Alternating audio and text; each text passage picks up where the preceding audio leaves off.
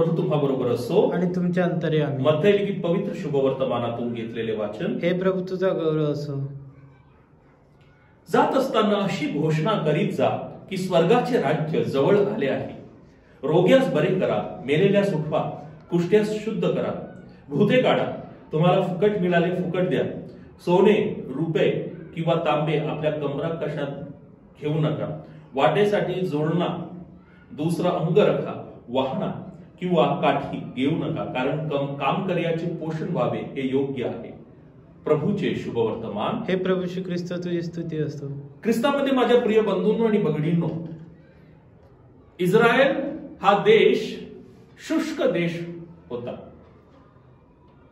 या देशात मरुभूमी होती, रेगिस्तान होते आणि त्या अनुषंगाने जोडणा व त्याचप्रमाणे अंगरखा, वाहना महत्वपूर्ण होती. काठी सुद्धा महत्वपूर्ण होती. का? प्रवास करत असताना आपल्याला माहित आहे त्या काळात इस्रायल देशात जे वन्य जीवी होते, वन्य जीवींची समस्या होती आणि त्या अनुषंगाने काठी सुद्धा महत्वपूर्ण होती.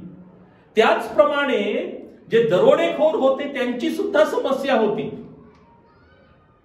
आपण पुढेच वाचतो की बाराबस एक दरोडेखोर होता. येशूच्या ऐवजी लोकांनी त्यांना मुक्तता दिली होती मरणदंडातून पास्काच्या वेळी. त्या दरोडेखोरांची समस्या पण होती. परंतु हे सर्व त्याग करून संपूर्ण त्यागाच्या, सर्व संघ परित्यागाच्या मार्गावर मार्गक्रमण करण्यासाठी येशू आपल्या शिष्यांना पाचारण देतो. दैवी योगावर विश्वास ठेवून, श्रद्धा ठेवून आपले कार्य करण्यासाठी येशू आपल्या शिष्यांना पाचारण देतो. माझ्या प्रिय बंधूंनो आणि भगिनींनो, आपला विश्वास कुठे आहे?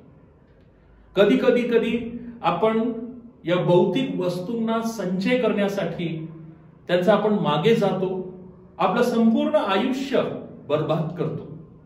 परंतु त्या अनुषंगाने प्रभू आपणास पाचारण देत आहे, भिवू नका, सर्वस्व प्रभूला द्या, सर्व संघ परित्यागाच्या मार्गावर मार्गक्रमण करा. यासाठी आपण तयार आहोत का? या प्रश्नावर मनन करूया. आमेन.